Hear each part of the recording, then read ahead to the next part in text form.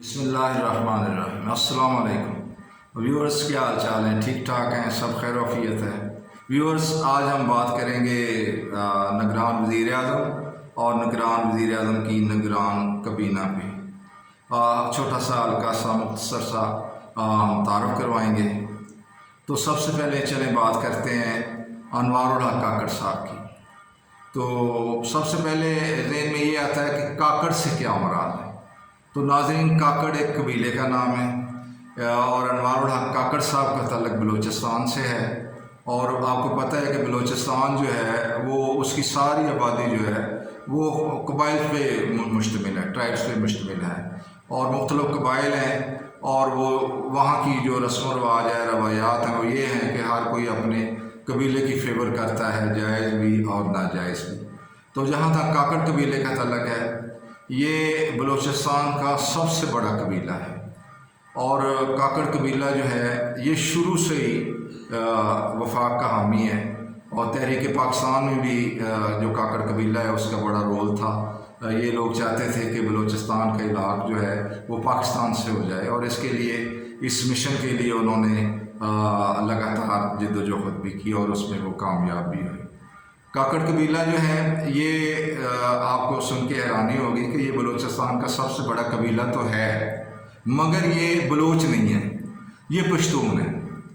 और काकड़ कबीला जो है ये इंडिया में भी है, इस काकड़ कबीले में हिंदू भी हैं और ये अफ़गानिस्तान में बहुत ज़्यादा तादाद में हैं। और जहाँ तक इसका अनवारुल हक काकड़ साहब का ताल्लुक़ है, तो अनवारुल हक काकड़ जो है ये मुस्लिम बाग के एक इलाका किला सैफुल्लाह में पैदा हुए।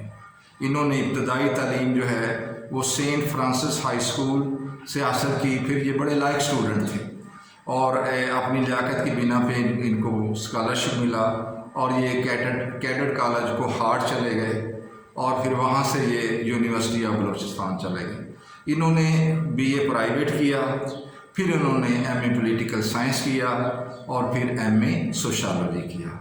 इसके अलावा उन्होंने इंग्लिस्तान से भी, बरतानिया से भी तालीम हासिल की। तो ये बड़े लायक आदमी हैं, लेकिन शुरू में इन्हें मुख्तलिफ मसाइल का सामना भी करना पड़ा। ये बेरोज़गार भी रहे, ये एक अदारे में टीचिंग भी करते रहे, सेंट फ्रांसिस हाई स्कूल में ये टीचर भी रहे।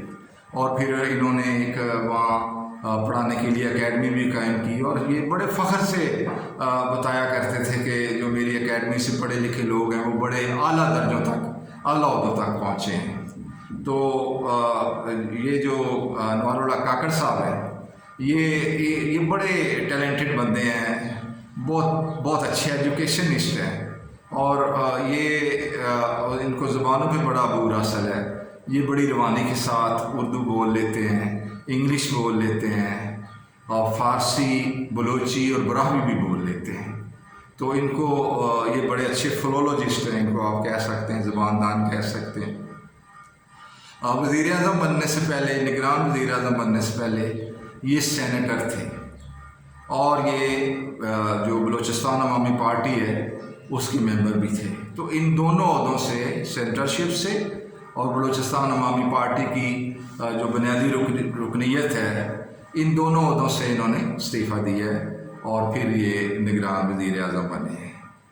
तो बलूचिस्तान अवामी पार्टी का थोड़ा सा मैं तारफ़ आपको करवाऊँ कि बलूचिस्तान अवामी पार्टी जो है ये प्रो एस्टेब्लिशमेंट पार्टी है। ये सारे जो बादशाह लोग हैं, बाखबर लोग हैं, उनको पता है।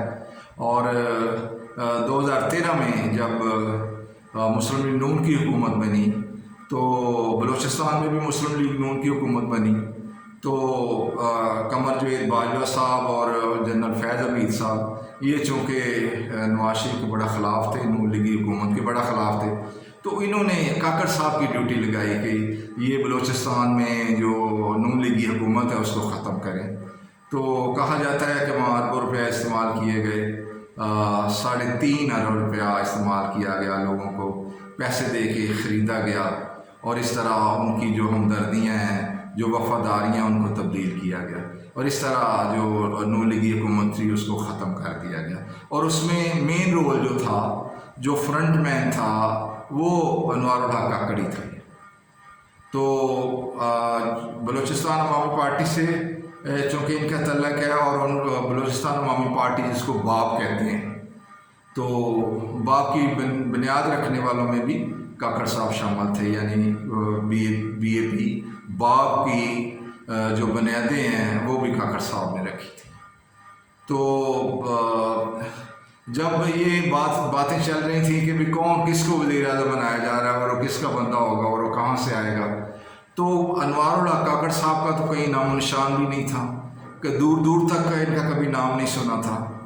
اور سب سے زیادہ جس میں اتفاق نظر آ رہا تھا اپوزیشن کا اور وزیر اعظم صاحب کا، وہ تھے جلیل عباس جیلانی صاحب، جو سابق سیکرٹری خارجہ تھے اور فارن سروس میں ان کی طویل خدمات تھیں۔ تو یہ تقریباً فائنل ہو چکا تھا، اپوزیشن لیڈر اور وزیر اعظم کے درمیان یہ فائنل ہو چکا تھا کہ جو جلیل عباس جیلانی صاحب ہیں ان کو ہی نگران وزیر اعظم بنایا جائے گا۔ اور آخری ان کا آپ کو پتہ ہے کہ وزیر اعظم صاحب اور اپوزیشن لیڈر کی 3 میٹنگز ہوئیں، اور آخری جو میٹنگ تھی، جو تیسری میٹنگ تھی، اس میں اچانک انوار الحق صاحب کی پرچی آ گئی اور وہ دونوں بے بس تھے اور وہ کچھ نہیں کر سکتے تھے، اور انہوں نے اس نام پہ اتفاق کر لیا اور اس طرح انوار الحق کاکڑ صاحب کو نگران وزیر اعظم بنا دیا گیا۔ اب ہم چلتے ہیں نگران کابینہ کی طرف۔ تو جتنے نام جو زیر غور تھے نگران وزیر اعظم کے لیے، ان میں سے اکثر کو پھر کابینہ میں ایڈجسٹ کیا گیا۔ تو جلیل عباس جیلانی صاحب جو ہیں یہ چونکہ ٹاپ پہ تھے اور اس لیے ان کو سب سے بڑا عہدہ دیا گیا، اور یہ خارجہ امور کے ماہر تھے، یہ امریکہ میں بھی پاکستان کے سفیر رہے اور انڈیا میں بھی پاکستان کے سفیر رہے، اور خارجہ امور میں ان کو بڑی مہارت حاصل تھی، اور جب سی پیک سائن ہو رہا تھا تب بھی یہ سیکرٹری خارجہ تھے، اور انہوں نے اپنی خدمات کو بڑے احسن طریقے سے استعمال کیا تھا، تو ان کو وزیر خارجہ کا قلمدان دیا گیا۔ تو اس کے بعد آتے ہیں سرفراز بگٹی صاحب، یہ بھی بڑی اہم ترین وزارت ہے، وزارت داخلہ۔ تو سرفراز بگٹی صاحب کو وزیر داخلہ بنایا گیا، اور سرفراز بگٹی صاحب جو ہیں یہ بلوچستان کے بھی وزیر داخلہ رہے ہیں، اور یہ جو شورش زدہ علاقے ہیں ان کو ڈیل کرنے کے ماہر سمجھے جاتے ہیں۔ برہمداغ بگٹی جو ہے وہ بھی ان کے قبیلے کا بندہ ہے اور وہ علیحدگی پسند ہے، تو یہ سرفراز بگٹی صاحب جو ہیں یہ اس کے سخت مخالف ہیں۔ تو اس طرح جب یہ بلوچستان کے وزیر داخلہ رہے، تو جو علیحدگی پسند تحریکیں ہیں ان کو انہوں نے بڑے اچھے طریقے سے ٹیکل کیا، اور ان کا جو اوریجن ہے یہ 2013 میں آزاد CS سے الیکشن لڑے تھے، اور پھر یہ مسلم لیگ نون میں شامل ہو گئے تھے، تو اب بھی یہ مسلم لیگ نون کے حامی سمجھے جاتے ہیں۔ تو اس کے بعد مرتضیٰ سولنگی صاحب کا نام آتا ہے۔ تو مرتضیٰ سولنگی صاحب کو آپ نے دیکھا ہوگا کہ یہ مختلف ٹی وی چینلز پہ تجزیہ نگار کے طور پہ آپ ان کو دیکھتے رہے ہیں، یہ بہت بڑے مبصر ہیں اور اینالسٹ ہیں، اور آپ نے دیکھا ہوگا کہ یہ جو ہیں یہ جو عمران خان اور PTI ہے اس کے سب سے بڑے ناقدین میں شامل ہیں، اور یہ DG ریڈیو پاکستان بھی رہے، اور یہ پرو PP سمجھے جاتے ہیں، یہ پیپلز پارٹی کے حامی سمجھے جاتے ہیں، چونکہ ان کے جو تجزیات ہیں ان کا اگر آپ مطالعہ کریں تو ان سے پتہ چلتا ہے کہ یہ پیپلز پارٹی کے حامی ہیں۔ اس طرح آگے نام آتا ہے ڈاکٹر شمشاد اختر، ان کو وزیر خزانہ کا قلمدان دیا گیا۔ یہ خاتون ہیں اور یہ اسٹیٹ بینک کی گورنر رہی ہیں۔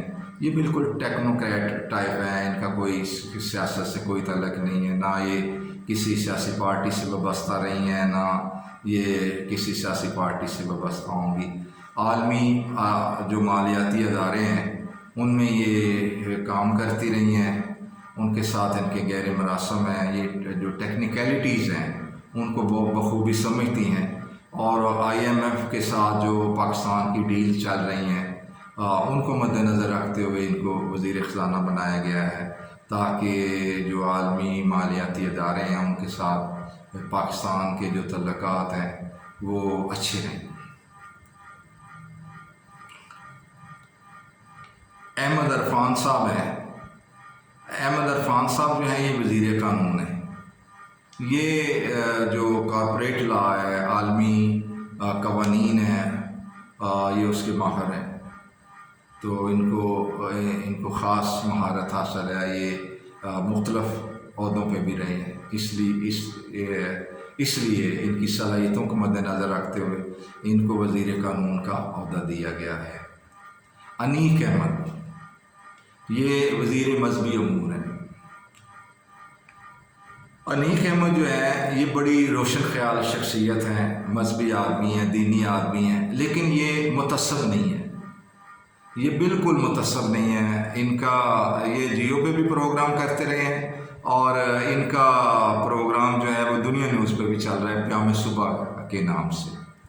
تو انیق احمد جو ہیں یہ بڑے معتدل اور روشن خیال انسان ہیں، اور اسی وجہ سے ان کو وزیر مذہبی امور لگایا گیا ہے، تاکہ کوئی بھی فرقہ جو ہے، یہ بریلوی ہے، دیوبندی ہے، اہل حدیث ہے، یا کوئی بھی فرقہ ہے، اہل تشیع ہے، ان کو کوئی اعتراض کا موقع نہ ملے، اور یہ جو ہم آہنگی ہے اس کو برقرار رکھ سکیں۔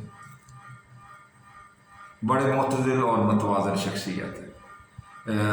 مشال ملک جو ہیں یہ مشہور و معروف حریت پسند لیڈر، کشمیری لیڈر یاسین ملک کی بیوی ہیں، ان کی زوجہ ہیں، اور یاسین ملک جو ہے وہ ضمیر کے قیدی ہیں، وہ آج کل ہندوستان کی جیل میں ہیں، اور اپنے موقف پہ قائم ہیں کہ کشمیر کو آزادی ملنی چاہیے۔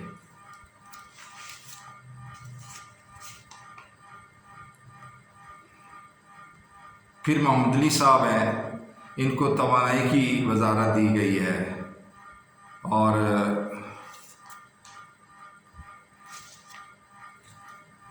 سمیع سعید ہیں، یہ ان کو منصوبہ بندی کی وزارت دی گئی ہے۔ گوہر اعجاز صاحب ہیں، یہ صنعت و پیداوار کے وزیر ہیں، اور ان کا تعلق صنعت سے ہے، یہ بہت بڑے صنعت کار بھی ہیں، ٹیکسٹائل کے شعبے سے ان کا گہرا تعلق ہے، تو یہ پہلے بھی حکومت جو ہے ان سے خدمات لیتی رہی ہے، ان سے مشورے وغیرہ کرتی رہی ہے، تو اسی حوالے سے گوہر اعجاز صاحب جو ہیں ان کو وزارت صنعت و پیداوار دی گئی ہے۔ محمد علی سندھی ہیں، ان کو تعلیم کا شعبہ دیا گیا ہے۔ ڈاکٹر ندیم جان جو ہیں یہ ان کا تعلق صحت سے ہے۔ اس طرح خلیل جار جو ہیں یہ انسانی حقوق کے وزیر ہیں۔ تو اس طرح وزیر دفاع جو ہیں وہ انور علی حیدر ہیں، اور یہ انور علی حیدر جو ہیں یہ جو PTI کے دور میں جو عمران خان نے نیا پاکستان ہاؤسنگ پروجیکٹ بنایا تھا اس کے یہ ہیڈ بھی رہے ہیں، تو اس طرح کسی نہ کسی طریقے سے PTI کو بھی اپنا نمائندہ دینے کی جو عزت ہے وہ دی گئی ہے۔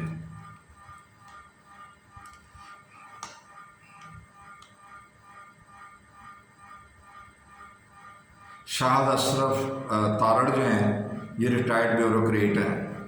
گوہر اعجاز صاحب جن کا میں نے پہلے ذکر کیا ہے، ان کا تعلق ٹیکسٹائل کے شعبے سے ہے۔